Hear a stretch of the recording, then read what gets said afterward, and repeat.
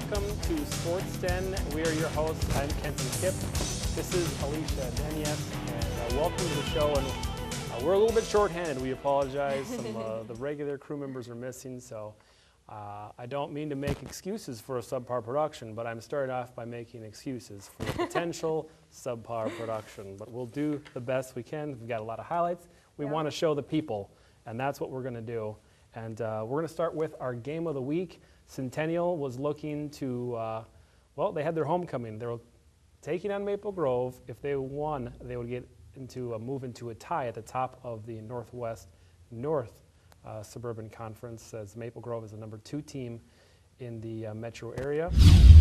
And Centennial, well, they're hopping for homecoming. They also hosted some alumni honored before, and during halftime, Dave Gall, meteorologist, he's a Centennial grad. And in the first quarter, late in the first quarter, something bad happened.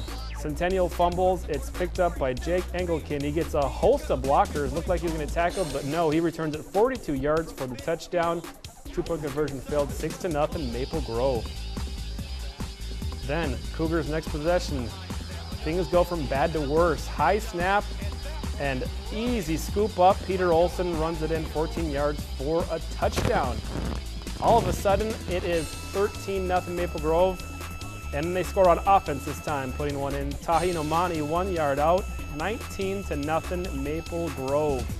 Centennial, good response here. Max Corey to Spencer Hokanen, 54 yards on the slant. Hokanen wheels it to the house. Pearson the extra point, 19-7.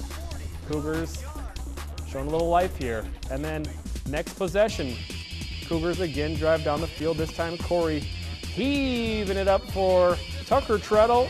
The back of the end zone, 25-yard score. Extra point Pearson, 19-13. Extra point was unsuccessful, but a play of the week nominee. Check that out in the back of the end zone, just over the outstretched hands of the defender. Tucker Treadle hauls it in. Touchdown Cougars. And at the half, there's a queen, a king, and a cougar. New show on CBS, I would imagine. In the third quarter, more bad things for Centennial. Mo problems. Fumble, Maple Grove picks it up, they score on it. Coyne, the fullback, brings it in from 1 yard out. Extra point is good, 26-13. And it gets further out of the hand. Later in the third quarter, a wide open Sterling. Carl Altenberg hits his man. 7-yard touchdown, 32-13. That was the final score. Maple Grove wins big, as Centennial just couldn't overcome their own mistakes. If you take a look at the rest of the year for Centennial football, they are at Blaine this Friday, and North Metro TV will actually be there, so that's going to be a really great game, similar teams, and then at my home school, Coon Rapids, the following week. So Centennial's right in there in the Northwest North Conference, just right under Maple Grove, so tough game for them, but very competitive and looking really good so far this season. Indeed. All right, the Bengals took on one of their usual rivals, as Blaine and Champlin Park have had some huge matchups over the span of both of those teams. And, well, neither of those teams are as dominant as Dynasty in the Northwest as they were previously, but they're both still good teams in the conference and still have quite the rivalry. Last year it was Champlin a 28-27 victory on their home field. This year at Blaine, Bengals looking to change things around. In the first quarter, Rebels air it out, but check out this nice interception. Martin Cherio picks off the Marty Hill pass, and no score in the first quarter. In the second quarter, something bad happened for the Bengals. Rebels, nice defense getting the sack and the fumble. They would capitalize in the second quarter. Marty Hill to Max Biegert on the slant, 10-yard touchdown, 7-0 Champlin Park. And then still in the second quarter, swing pass from Hill to Dan Branger, down to the 6, 28 yards. And they would score. Josias Callis on the 5-yard run. Nice power getting in, 14-0 Champlin Park. Alex Copa does what Copa does. He breaks off a long one, and he goes 65 yards for the score, 14-7 after Grant Bogey's extra point. It was 14-7 at the half. Third quarter, no scoring again. We had a long touchdown run in the fourth quarter. Nate Crodel, 69 yards for the touchdown. That was late in the third quarter.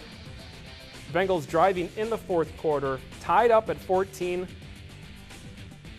They get another nice run from Alex Copa. He had a big game on the ground. They ended up attempting a field goal. They missed. We go to overtime. In the overtime, Champlin gets it first. 4 cracks at it. Here is fourth down here, twice stopping the goal line. Make that 3 times, and the Bengals keep the Rebels off the board. Then they take possession, just needing to score for the overtime victory. Guess who they're going to give the ball to, Alicia? Blaine. Guess who they're going to go with? Who's going to run this one in? Alex Copa. Yeah, go Copa's with the doing man. what Copa does. That's right, and that's what Copa does, game-winning touchdowns. He scores it, and the Bengals win the overtime thriller, 20-14 the final score. Bengals, nice win for them in the overtime session. That's a Play of the Week nominee, that game-winning score. Copa led the Bengals with 235 yards and 2 touchdowns. Crodel also adding 100 yards and a touchdown on the ground. And for Blaine, the rest of the season looks like they're at Centennial, like I said, and then at Anoka next week. So very competitive, 2-1 in the conference and 4-2 overall. So that win over Champlin Park is just what Blaine needed right about now. They sure did. So Centennial and Blaine now looking at identical records, 2-1 conference and 4-2 overall. We'll see them on Friday night. Should be a fun game. That'll be live here on North Metro TV. Well, Spring Lake Park, they hit the road. They went down to Glencoe Silver Lake, where the Panthers took on the Panthers. I'm bummed Jeff isn't here. He was so excited about this game. He was very excited. All right. Check out this nice spin from Richie Toa. This is in the first quarter. Nice spin off the tackle, bouncing off his offensive line, 24 yards for the touchdown. And the Panthers of Spring Lake Park get on the board first. Danny Klebeck's extra point makes it 7-0. But here come Glencoe Silver Lake Panthers. Jake Studeman, 32 yards for the score. We're tied up at 7. Second quarter pitch to EJ. He goes across midfield. Nice run here, a gain of 30. And Alicia, you better call PETA, because Toa commits zebra side. Look out! Zebra side, it's real. I've seen it. Minnesota Zoo. It's not a pretty sight. Grant Walter, nice cutback here. He takes it in for an 18-yard touchdown run. Extra point block, 13-7. Spring Lake Park with the lead. Glencoe Silver Lake, Keaton Anderson, play action pass to Tanner Grack. Gain of 32 down to the 13-yard line. And then it's Klaus catching the pass and bringing it in for a 6-yard touchdown. The Panthers get a nice run from EJ again in the fourth quarter, gain of 21. And then it's Grant Walter in from 4 yards out. And then here's the 2-point conversion, try to get a 7-point lead, and he gets there. Swenson, 21-14, Spring Lake Park, 8 minutes left. Glencoe Lake comes down, they score a touchdown. Studeman, 5 yards, score, here's for 2. And the win, they're going for the win, and he throws it to a guy that's covered instead of the guy that's wide open, his tight end. I don't understand that. But they go for the onside kick. It is recovered. Hands team, onside kick. Aaron Murphy, recovery, crucial. And then on third down to run out the clock, EJ, he got it. Game, set, match, Park. Panthers beat the Panthers. SLP, just win, baby. Nice game for the Panthers as another 3-headed rushing attack. Grant Walter, 101 yards, 2 touchdowns. That's what Grant Walter does. And EJ, 104 yards, and Richie Toa, 69 yards and a touchdown. Well, Spring Lake Park did not start out this season like they hoped. I remember them going 0-2, and we were pounding this table saying that they were going to turn it around, and they have. They've won 4 straight. And coming. They have St. Louis Park this week, and then Benilde St. Margaret next week, and they are at almost at the top of their conference. 2-1 over, 2-1 in the conference and 4-2 overall. All right, 2 games left in the football season before playoffs, and playoffs are either have begun last night or are going to start tomorrow night for football, the other football. The other football. Yes. For girls soccer, it's the ladies' turn. Tuesday was the Section 5A quarterfinal, and Osseo, who was the 7th seed, was at Centennial, who is at number 2. So Centennial's Shelby Axe steals and passes to Jenna Abrahamson, who gets the top shelf goal, making it 1-0 Centennial with just 2 minutes in. 7 minutes later, Abrahamson with the throw-in. Nan Glinsek gets around the hip check of the defender and takes it right in, scores 2-0 Cougars. That's nice. That is nice. Almost 5 minutes later, we get this shot from the deep by Katrie Gifford. Katrie. She connects on the long-range shot, and it is 3-0 Cougars.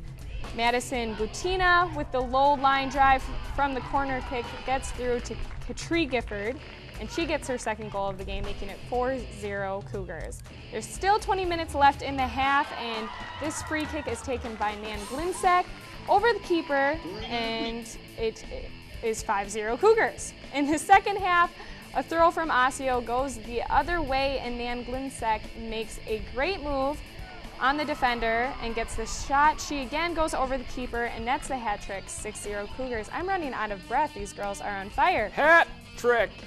So Centennial gets another long-range shot, this time from Brianna Bordage. And again,